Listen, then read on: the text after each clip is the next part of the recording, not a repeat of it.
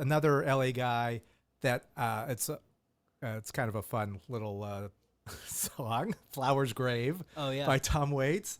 I was just reading that it's the 20th anniversary of this album. He's re-releasing Oh. Alice. It's coming out Oh again. really? Cool. Yeah. So what was your entry point into Tom Waits? Oh man, actually, my entry point into Tom Waits, to bring it full circle, was that the drive to Bonnaroo Is it right? was the song "Orange Barrels," and my friend Lorenzo put that. We listened to that. We listened to that album and "Hail to the Thief," which had just come out. So we listened to those two albums about 4 times on the drive, and That's a yeah. Those are Bonnaroo Yeah. albums. yeah, totally.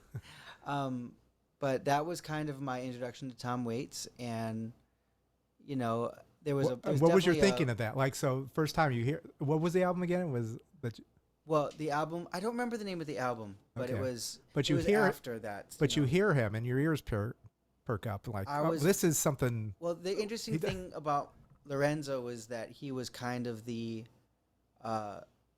was one of the OG hipsters. He was like a hipster before the word existed.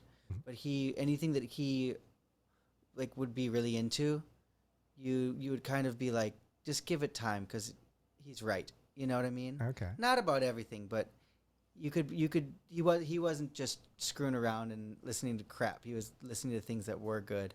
And so far, I think just about anything he ever showed me was one of those He turned things me that onto the Animal Collective. Yeah. Blew my mind. yeah. Is Yola that right? Tango, I think. Yeah. Yeah, he was he knew his stuff, and so he was a really cool guy, and he was a great artist and musician as well. So he's a good person to have around, and a good person to have on the road trip to Bonnaroo.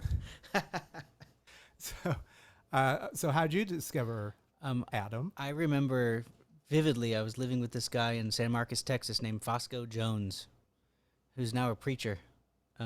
But he was like, oh yeah, something. He had this record collection, and he was like Tom Waits, and I was like, oh man, I don't really like country music. And he's like, oh, Tom Waits, because I thought the name Tom Waits sounds like a country singer. Sure. So That's funny. and so I never gave him a shot. And then he played me what's the one that goes it's got the song, and then it has the same song in a completely different style on the B side. I'll think of it. I can't remember. I had Is to it look like up. from Frank's Wild Years? Is that it? Yeah, I think it's Frank's Wild Years. Okay. I think Could be. I'm not 100%. I think I know what you're talking about. and that was like his thing. He was like, "Oh, check this out. Look at this crazy thing that Tom Waits did." Hold on, I'll look it up. Yeah, go ahead. Going straight to the top. Oh yeah, you know that. I'm going straight to the top. You know what? It's gonna. It's got to not- be Rain Dogs. Could be. Yeah. It's got to be Frank's Wild Years. How's your Tom Waits? No. Okay. She's not. Straight at the top. Yeah. So on side A, it's a rumba, Mm-hmm. and on at the end, on side B, it's like a Vegas style. It's Yeah. so cool. Yeah. And talk about two different songs being the same song. Talk about a cover song, Right. right? Covering Yeah. himself. And Black Rider is probably one of my favorite albums. Mm-hmm. And we wanted to do November, but Adam, I don't remember. We had 3 different of his ballads. We were going over, and I think Oh, we did. We learned "Long Way Home." yeah, We recorded a video of "Long Way Home," and That's right. we never put it out. We didn't put it on the album.